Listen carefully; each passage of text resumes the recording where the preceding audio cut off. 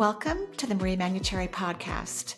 Over the last 30 years, it has been my joy to assist humanity in aligning with their magnificence so they may heal, discover their natural gifts, and communicate with loved ones living on the other side.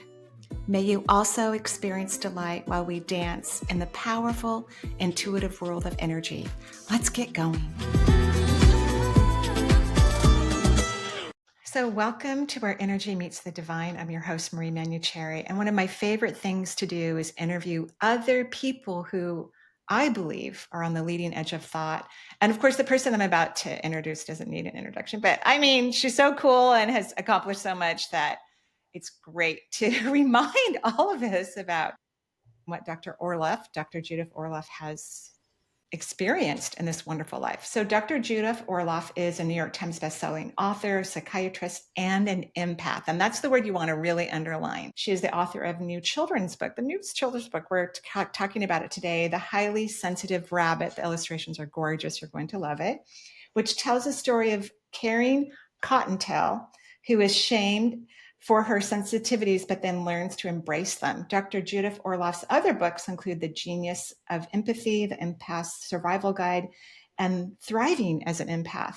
Dr. Orloff also specializes in treating highly sensitive people in her medical practice. She has been featured on the Today Show, CNN, Oprah Magazine, the New York Times, USA Today. She has spoken on Google LA and TED Talk. So thank you so much for coming on the show, Dr. Orloff. It's a pleasure, as always, to have you. And this book is beautiful. Thank you, Maria. It's a pleasure to be here. Yeah, it's wonderful to be here. So what made you want to write your first children's book? What inspired you? Yeah, so I think the state of the world today inspired me because our children are going to inherit the earth.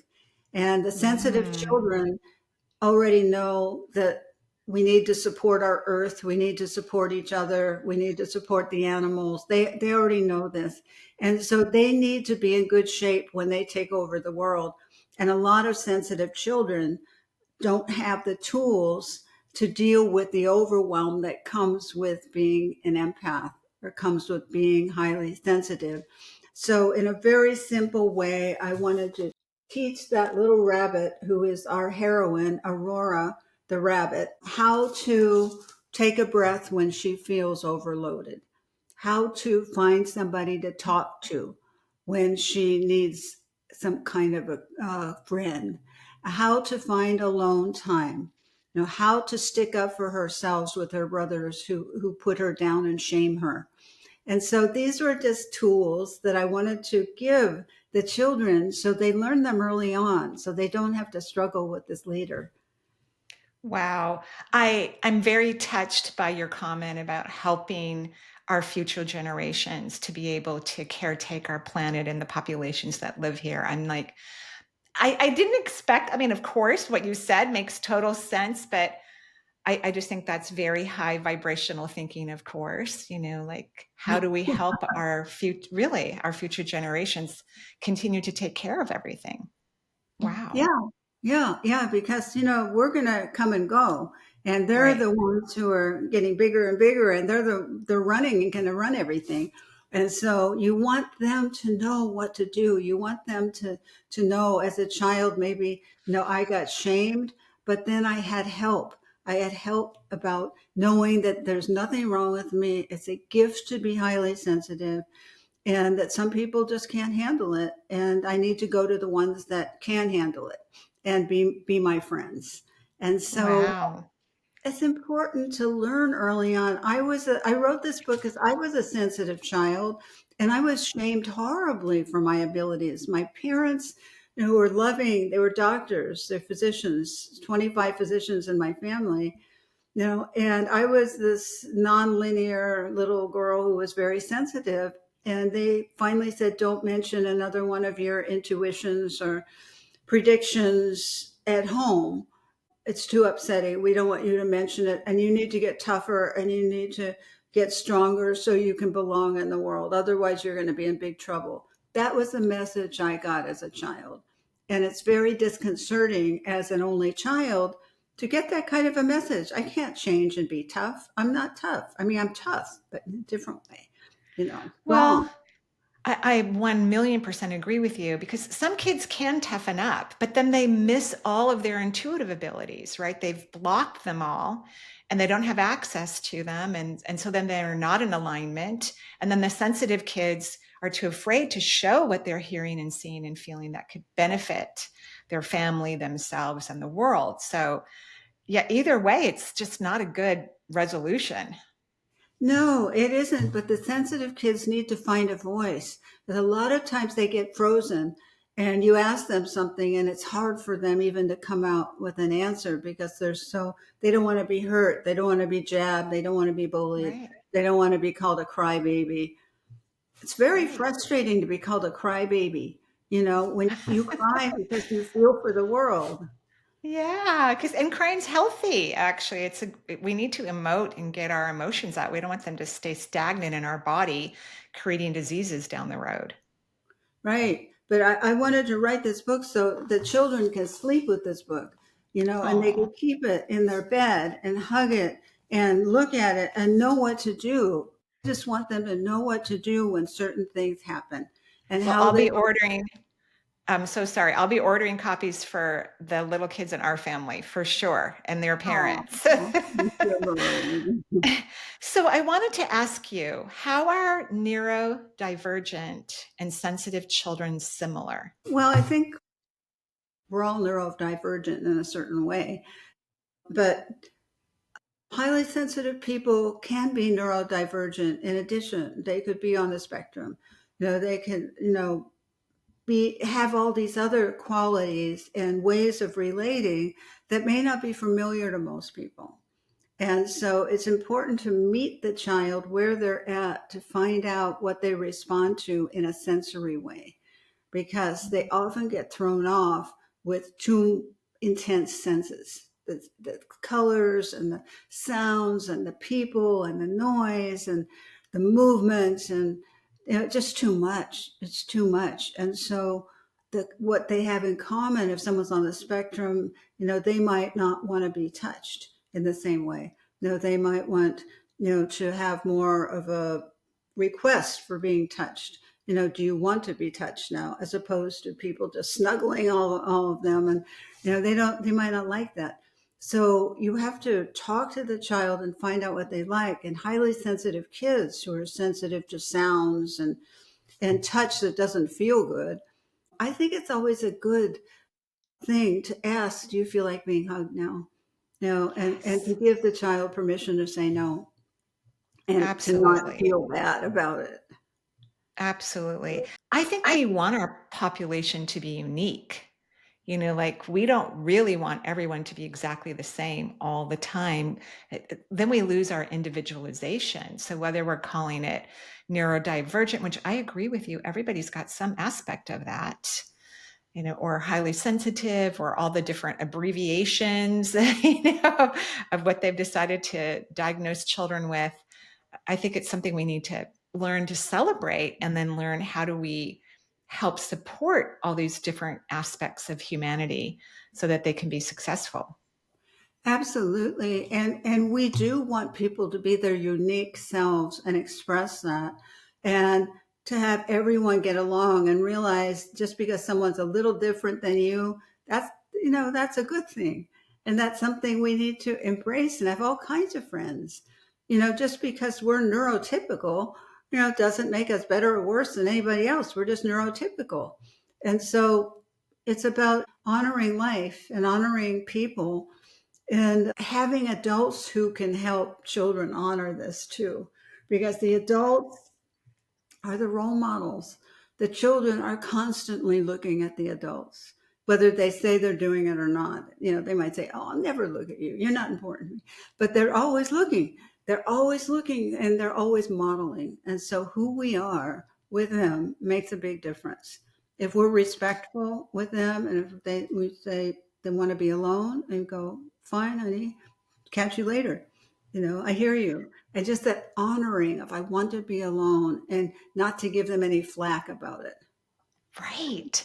So, why do so many children get called overly sensitive in a shaming way. What do you think that is within our culture, that we're not embracing their uniqueness?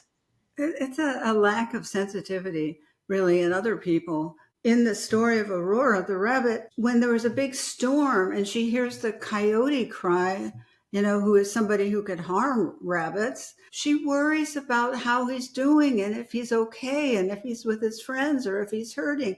And that's so typical of highly sensitive children. They're always worried about other animals and other people, whether they're predators or not. They were worried about the coyote. And I think that's a really positive thing, to be able, but she was overly worried and crying all the time. And she didn't have limit setting and she didn't have boundaries, which is so important to learn how to have boundaries as a highly sensitive child. But their hearts are big. And that's what we want. We want big hearted people in the world, but we also want people who can center themselves.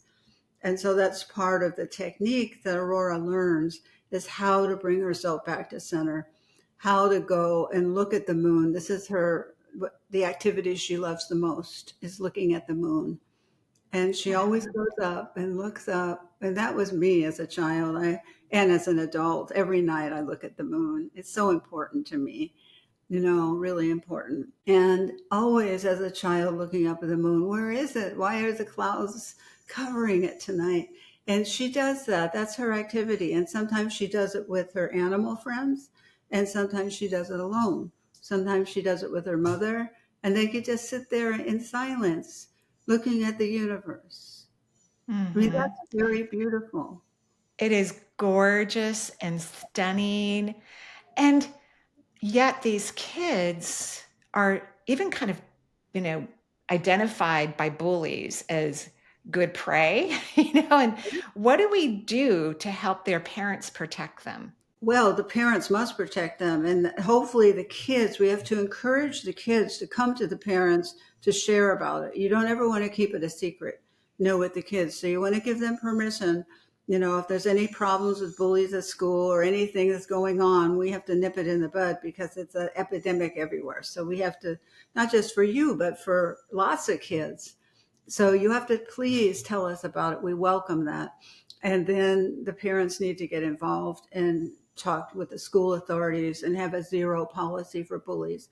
Bullies cannot be tolerated, and it's not fair to leave that little sensitive child in the schoolyard with the bullies and all the horrible friends who are laughing and mocking the child. It's not Yeah, okay. I maybe even parents, that because so many schools still don't enforce, rules and regulations, because really the kids that are the bullies need some help. They need reorganizing, they need support. Their parents need to be re-educated. So maybe, like what you said, find a school that has a strong policy regarding that, so that even if because there are kids who are sensitive or witnessing another child being bullied, who, like, that's hard on them too. To witness it is very challenging. And it's very hurtful to the child. My partner's grandson is on the spectrum, and he was being bullied so much at school that the grandparent who's raising him had to take him out of school and go into self-schooling, homeschooling. And it just, of course, made a huge difference in his life, and not to have that bullying all the time. But she tried her best and she could not get the bullying to stop. And she Wow. tried her best. And she just Wow. took the kid out of school to homeschool him. Well, we hope that that doesn't become an epidemic, and that we get, like you said in here, teaching sensitive children to set boundaries, to say no, because they could perhaps stop some of that that's happening in school, or teach some of their friends how to, if they're encountering bullying, how to set boundaries. Absolutely. And if there's a child and you see your friend being bullied, you could go up to your friend and say, "Hey, let's leave here. Leave this place here and talk about it, and then go to the school authorities and insist on some kind of intervention." Wonderful. So, How can highly sensitive and neurodivergent children center themselves when they're feeling overwhelmed? This is like so important because as adults, we work on that a lot, so to be We able to help a really kid will. do that, oh my Kids gosh. have to do that. Yeah, kids must do that. And you could learn, from others who are learning how to do that. And one of the things that Aurora learned is when she gets overloaded and dysregulated, how to just take a deep breath at that moment and calm your nervous system down, to stop, take a deep breath and calm your nervous system down. And then take another deep breath and calm your nervous system down, and do it 3 times, and then start to feel better. So you can have that control over your body. And that's very nice for children to learn that they could do that. And I think kids can easily recognize tools that work for them. They're actually very intelligent creatures. Children are very wise, especially if we leave them alone. To some degree, if we let them be their authentic selves. And so I can only imagine that they can feel that as they're taking those deep breaths, that they're moving into, more of their parasympathetic autonomic system and not in the fight or flight place, that's so challenging. Mm-hmm. That's right. But we need to intervene at this point, and that's what I saw this book as: a gentle intervention, a friendly intervention of the mother, the grandmother, the fathers. Lots of fathers are coming to my book signings. Nice. I like that too. Where you just sit down, snuggle up, and read. And part of my book signings are doing a storytelling, and that means reading the book to the group of children and parents who are there. It's a very That must be so fun and rewarding for you to be around all these lovely, sensitive kids and then their parents who want to help them, and probably their parents finding out that they're sensitive too in these book signings and conversations and reading of the book. Oh, yes. And they're all sitting together looking and reading and turning each page. So it's a very different kind of book signing than I'm used to with my other books, which are mainly adults. And so the children sit, and some of these bookstores have built castles in the children's section. So they Oh, have this, beautiful, magical world to sit around in and listen to storytelling. wow. So it's So a new world for me. I've never done this before, so it's I think very it's exciting. amazing. I think it's amazing and perfect timing for our world because a lot of people are waking up and we're having to make a lot of different decisions and choices. And it's a tricky time in the world.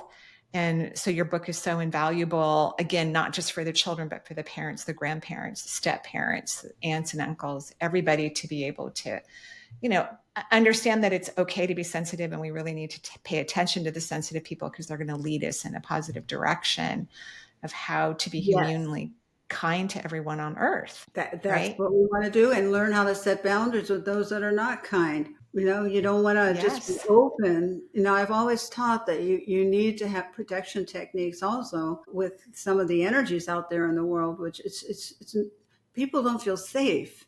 They feel like they're not safe. And one way for children to feel safe is to learn how to set boundaries, to learn how to take control over their energy, to be in the bubble, to not just be this victim, feeling the angst of the world.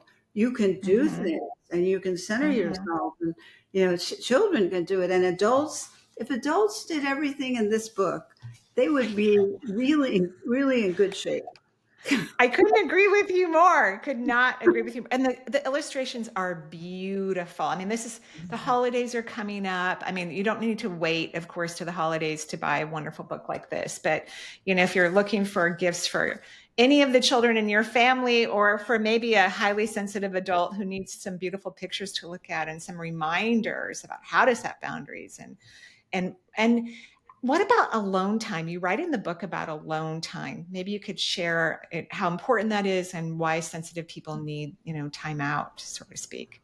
That's a very important, essential piece for an empath's well-being, to have alone time. Sensitive kids and adults just can't go, go, go all the time. It won't work. That's not part of our temperament. Too much. too much and overload. And if you keep pushing, you go way over the red line, and then you go into sensory overload, which is extremely painful. And you don't want to go there. It really hurts. It's really horrible. And it takes a while to calm it all down, to really Mm-hmm. come back to your quiet Mm-hmm. self again. But you Mm-hmm. don't want any kind of hyperstimulation to gather momentum.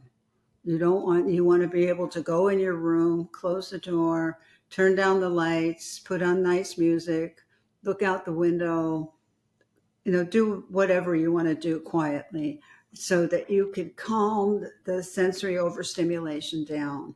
That's Wow. really, really important for everybody. Wow. One of the things I do, because I have 6 grandchildren now, and, it's wild. When everybody's here for the holidays, it's wild. And so my dog and I escape and go for a walk. We just have to let go. We just have to get out for a little while, and just look at the trees and we just need it. Yeah. That's right. I know. Well, that's so smart of you to go for a walk with your dog. And so you both can escape. And no, none of Right. the little ones follow after you. No, I don't let them. I'm like, Mimi needs a break. I'll be back in a little bit, and yeah, I don't let them come when, I'm starting to get overwhelmed. So, what are some of the behaviors of neurodivergent children? Well, neurodivergent children can love looking up at the sunlight. They can love quiet, beautiful things. When they look around them, they could love something that's soft to hold, maybe a stuffed animal or something like that. They have different ideas that need to be expressed. And so it's important to listen to the thought process and where it goes. It's very important and to understand the sensory needs. If the neurodivergent child says, I don't like to be touched, don't take it personally. It's not you. Luckily, the child can speak up. The neurodivergent kids that can't speak up, who are nonverbal, that's more of a problem. But in terms of natural creativity, I've done so many podcasts with the neurodivergent community with this book, and Wow. it's been such a joy. There's such an innocence and a joy in the reception and in communicating together. It's just a beautiful thing. And people in general are stuck on one way of communicating with each other, and it's just kind of boring and it's not applying to all the people in the world, but they do it because that's all they know. And for me, learning to communicate on different levels with different people who have different sensory situations, it's beautiful. I just love it. I mean, I've always wish that I could be alive, when the extraterrestrials come here to You see might all. be. You might be, Dr. Well, Orloff. It could happen a lot sooner than you think. It could happen. I'll stay open to that, but to be able to communicate, maybe some Yeah. people don't even communicate verbally, but you've developed yourself so you can communicate with them in a nonverbal way, and so it's there's just so many ways to communicate, and we're so short-sighted here and on earth that thinking this is the only way to do it. So I enjoy any kind of nuances of communication to explore with each other how we can be together and have fun and have it be comfortable. I think you're describing heaven on earth, to be able to see the sensitivities of life and language and culture and to really care and love for one another. That's what we need to invite back into our cultures, into the human realm, because what we've felt is normal and how we need to behave is not. It's not helping the planet, it's not helping animals or humanity. And we need to embrace the sensitivity. Exactly. And the same goes with talking to animals. When you talk to animals, you look at their eyes. You look at, let's say, a little dog's eyes looking up at you. I mean, what do you want to do? when you see those eyes. Yeah, I know. My dog Charles, sometimes I can actually hear him, but it's not every day, you know. It's usually a special moment when his energy is really elevated and we're on a really cool walk and I can hear his brain and it's really quite lovely and high vibrational. But many more times he's sitting in front of me giving me the death stare. Oh, And we've already been on a walk, you know, he has food. Usually it's he wants to go to bed. He's tired. I finally figure it out, you know, but it's like 7 o'clock at night. I'm not tired, you know, but it feels like the death stare. It's really not unkind, but he's looking directly into my eyes and he's not letting go because he wants to tell me something. And that's where we need to be as a culture of people, to be curious about that and to wait and kind of sense out whatever might be going on between whom we're communicating with, just through our beautiful souls, you know, that our eyes that are the window to that part right, of ourselves. right. And when we go by the birds talk to us. You know, you have to open up to this whole intuitive way of viewing the world. And just because they don't speak in the English language necessarily doesn't mean they're not talking to you. It doesn't, you know, there's so many creatures that you could talk to. The flowers you can hear. You know, Emerson says that the God laughs in the flowers. Oh, And it's true. It's like, look at these flowers. They're ecstatic. The point is, I think, in terms of the highly sensitive rabbit, is to reclaim that inner child that could do all this more easily as a child, you know, and as an adult to have that inner child with you. And people have bought this book and come and said, I have come for my own inner child, you know, and I love that. You know, I just love that. Yes, we need to protect our own inner children, whether we have outer children or not. We have right. to protect our inner child forever, you know, as I long as think we that can.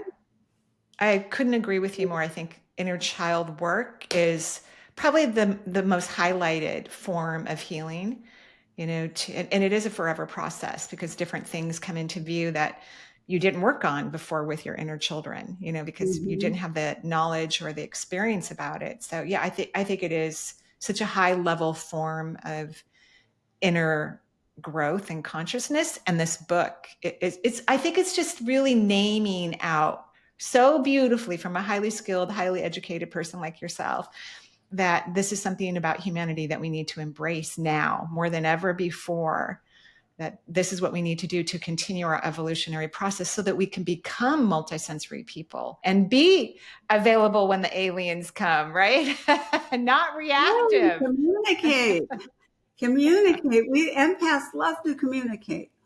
They love to hear where Mhm. you're coming from. They want to see you, where you're coming from, not where I'm coming from, but where you're coming from. It's something so important to empaths to connect and to get to know you and to see your ways.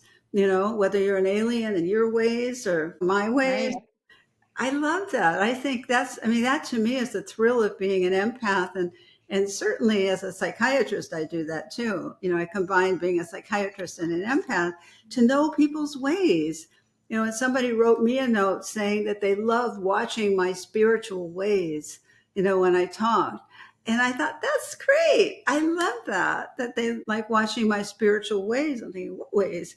But, you know, I do, you know, I have my ways, but the way that they were seeing it, you know, it's the way people see you. I mean, you can't depend on them always saying good things, but the way sensitive people see you can be very illuminating and can It teach you can. so much about yourself. It And can. that's what I think Aurora in the book wanted. She wanted to be seen. She wanted to be heard. She wanted to be felt as important and that she didn't have to change and stop crying, stop looking at the Yeah. moon. She could just be who she wanted to be. And it was through the gentleness of these other desert animals, one of which is my favorite animal. It's the javelina. Ooh. Do you know the Ooh. javelina? No, I don't. I mean, I've read this book. It's beautiful, but I didn't know about the javelina before. I didn't know about that animal. So No, yeah, nobody please does. enlighten us. That's why I wanted to incorporate these animals that no one has ever heard of to teach them about Yes. these beautiful Ooh, animals. The gorgeous. wild boar of the desert. And One day a javelina ambled by. She said, I'm sensitive like you. Sometimes Oh, when I get upset, it helps me to talk to a friend who understands me. Do you want to talk? Aurora did. The javelina joined her, and they soon became fast friends. Sometimes she enjoyed being with her, and sometimes she preferred being alone, and both things were okay. wow. That's so beautiful because that's a big part of how we help sensitive individuals is if they can have people that they can talk to and share their experiences with when they want to. Absolutely. And the point I wanted to make in this book, the javelina isn't necessarily a traditionally beautiful animal, though I see her as beautiful. And she's a wild boar, and sometimes people would be afraid of her, and people consider her different. That's why I wanted her here, so she could be friends with Aurora, as I knew they would be, as I see them in the book, connecting. Um, and to bring in somebody that's different, somebody who's just not, one type of animal, but all kinds of animals who could come together and love each other and learn from each other. And in the back of the book, we have a section on all the desert animals and who they are and what their names are to educate the children. The coyotes, the javelinas, the western spotted skunk, the cactus wrens, the crickets, the kangaroo rats, all the miraculous animals of the Sonoran Desert, which is just south of Tucson. And the plant life too. You have another index about that so that people can see what the plant life actually looks like, which is exciting. It's beautiful. The cactus and the brittle bush, the yucca plant. Yeah, it's really beautiful. It's a stunning book and it's timely. We need it. But ahead of its time in terms of we haven't really talked about sensitivity in this way, I think, in mainstream life. That we're not honoring it. We're like, how do we fix it? How do we medicate it? How do we get it to stop Mhm. reacting? And that's not healthy. Like everyone's made in the image of creation. Everyone is an irreplaceable part of the divine. Yeah. And so there's reasons why sensitive people are here, good reasons. And if we can learn to embrace that fact, then we're all going to benefit from that reality and that truth. It is. And to embrace the sensitive part in yourself, to embrace the sensitive inner bunny. Everybody's got a sensitive inner bunny. And that's what this is about. And to, maybe there's some people listening, they're very macho. They go, I don't have a sensitive inner bunny. You know, that's okay. You don't have to have one. That's just fine. But some of us do have one. Many of us do have one inside. I think everyone has one, whether they realize it or not. And then some people, because I know many people like myself who I didn't know I was sensitive till I recognized I was an intuitive. I had no Oh, idea, that because I'm tough, so I can handle a lot. But that intuitive part, which is such an important part of who we are as we develop as a country, is culture as a world gets embraced through the sensitivity, gets to be valid and apparent through embracing that sensitive part of ourselves. That becomes strong, that intuitive part of ourselves. And that's where we're moving collectively as a species of beings. We're moving into our intuition. Whether people want to believe that or not, it is the truth. That's where we're heading. yes, yes, definitely. Everybody can begin today to reincorporate the inner child within. I mean, you could see it in both of us as we're talking. I hope you can see through us, and not just the adult parts, but the child part that is coming through. I see it, and Beautiful. it's a beautiful thing. And it doesn't mean you're not strong. It means that you could connect to this. You're strong enough to connect to it.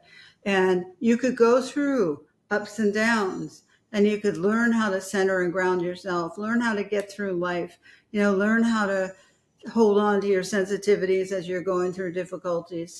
This is just part of the path of being an empath, of being on the spiritual path and opening up to the sensitivities of the spiritual realm that are here on earth. And that's part of opening up to your inner child. And this Aurora character here, she's actually me. My nickname Oh. It's Aurora. Like, I was going to ask you. I didn't know it was related to you, but I knew the name was like super important. So that's even more touching that it's your nickname. yeah, Wow. yeah. Wow. I'm Aurora. So it's about my childhood, and that's me in the bunny. So that was fun. That is Oh, fun. wow. Yeah, that's really beautiful. I mean, it makes it even more special knowing that we're connecting with you, Dr. Orloff, who's helped the human race and the empathic, aspects of humanity to the best of your ability and then some with all of your writings and teachings and seminars and your private work. Like, we're so lucky that you've brought this to our attention decades ago so that, we can embrace it now with the children we've always had sensitive children, but now Mhm. that children tend to be over medicated or medicated unnecessarily That's to right. block these sensitivities. We don't want that for our generations. We don't want that.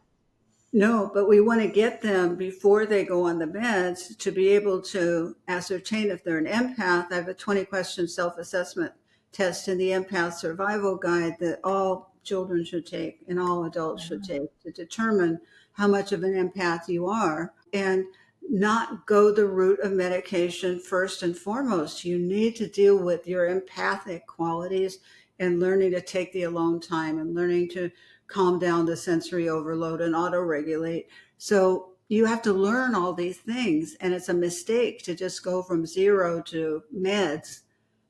It's a mistake. I'm not saying sometimes meds aren't needed. Right. Um, I'm not, I want to make clear, I'm not Right. saying Of that, but course. it's Yeah. not usually the first step Yeah. when you have an empath. That's not the first thing you do. Right. I think the people who require medication, even for depression and anxiety, are a small percentage. That there's something biochemically perhaps not working in their brain that we can't get to work the way we'd like it to help them. But the majority of individuals need to learn what they're feeling, need to sit with their feelings, need to learn, as you've so beautifully spoke about, to self-regulate. How can they listen to themselves and believe in themselves? I think also a lot of adults medicate themselves with alcohol. They drink a lot. I mean, in the world, not just in the US, but in the world, I think a lot of sensitive adults just, well, I'm going to have a glass of wine every day after work because it was a tough day. And they have more than one, obviously. And that may temporarily help, but it's not getting them into the consciousness of their true authentic self.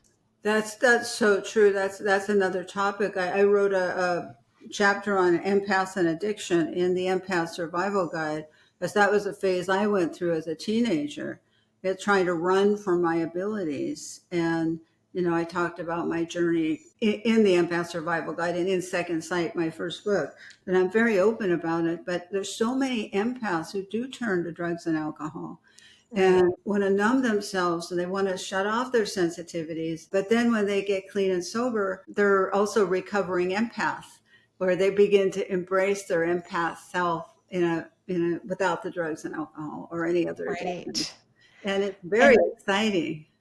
it's so exciting. And I think when we're, as adults medicating children, we're sending them a message really early on. You can't handle yourself. You don't know what's going on. You're out of control. We're going to give you these drugs. And then when they get older, they may turn to other forms of medication like alcohol or other things. And so we're not sending the right message. This is the right message. This beautiful book is where we need to be putting our energy. I wish every school taught this to all the kids, and all the parents. I do too. And if you could take the book and give it to a library, that would be a wonderful thing, so the children can have access to it. Well, your publisher sounds true, and I don't know exactly what how they operate right now. They're my publisher too, but it's been a little while since I've published with them. But I think they send books, maybe not to all the kid Mhm, school mhm. libraries, but I think they send them to the libraries around the country. Yeah. Yeah, yeah. I get such a thrill when I see that the book is in some obscure library in the middle of the South in some little town. They go, how did it get there? It's incredibly exciting. It's Yeah. incredibly exciting, to know that your work is available. It's on a shelf where anyone could grab it and Mhm. spend, several weeks with it. And yeah, so people can get this book anywhere, obviously, right? Yes, and it's on my Amazon. website, which It's is yes. drjudithorloff.com. Yes, I'm going to say that again. drjudithorloff.com. That's Dr. Orloff's website where you can find everything, even her tests, her other books, anything that you would want to know and how to reach her and connect with her and what she's doing in the world. So what are some of your other things that you've got underneath the hood cooking on these days? Well, I'm not quite there yet because I'm still with Aurora and I'm still out and about with this children's book. And I usually don't try and overload myself with too many projects, Smart. but Smart. I do have something in mind. But I just want to go slow. I don't like jamming myself up at all. No, Well, this is my now. The Aurora highly sensitive rabbit. It's a delightful period of time for me, and I'm not ready to give it up well, yet. you're a wonderful role model for all of us, to really be present and, absorb the moment and enjoy it until you feel that authentic, spike of inspiration to go do another project. And we love that you're devoting your time and energy to this because it's so necessary around the world. It's fascinating. It's wonderful. There's so much to learn in this area that I didn't have available with adult books. There's a whole different level of learning that comes through, which is really interesting to me. I'm learning a lot from everybody I'm meeting. Wow. You might even write more children's books. Maybe, you never know. So, if you could give any advice to the parent out there who realizes they have a sensitive child, and is going to be ordering your book pronto, of course, but any other advice that you could offer right now on the podcast that's going to be heard, is there anything you want to add? You want to meet your child where they're at. If they come home upset, you want to say, honey, what happened?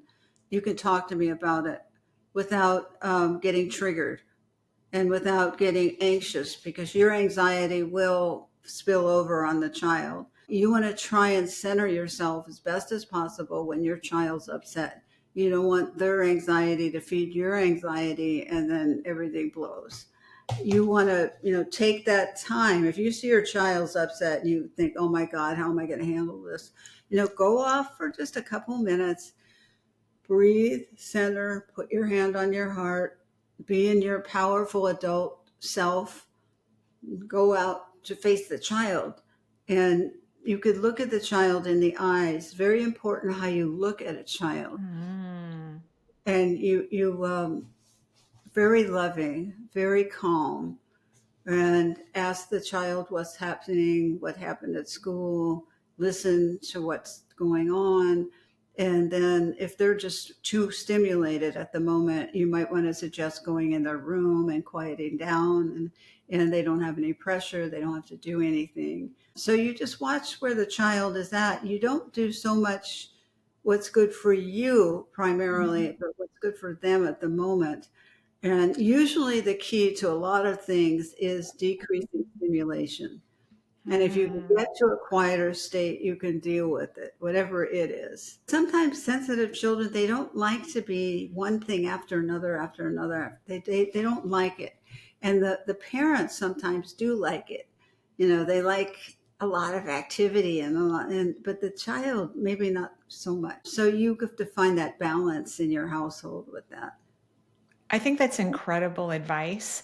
And even the parent could go sit on the couch and take a little time out themselves too, and reconfigure their own neurological remedies, before they meet in the middle and start all over again. Right. Have a cup of tea and take a breath. And the child might be running around, but you can, give yourself that. And then at the end of the cup of tea, you can reevaluate the situation and try to meet the child where they're at and help them to calm down. You want to help them to calm down. Beautiful. Dr. Yeah. Orloff, as always, it is an incredible joy to see you, to hear your voice, to read your beautiful new book. I absolutely, absolutely love it. The Highly Sensitive Rabbit, on sale everywhere. And of course, go get it now for your inner child, for your children, for all the young people on the planet, so that we can continue And this for Christmas. evolutionary process. And for Christmas, yes. Mhm. And for Christmas, yes. Thank you so much, Dr. Orloff. I love spending time with you. It's just such a joy. Thank you for coming on the podcast today. Thank you so much for having me. Thank you.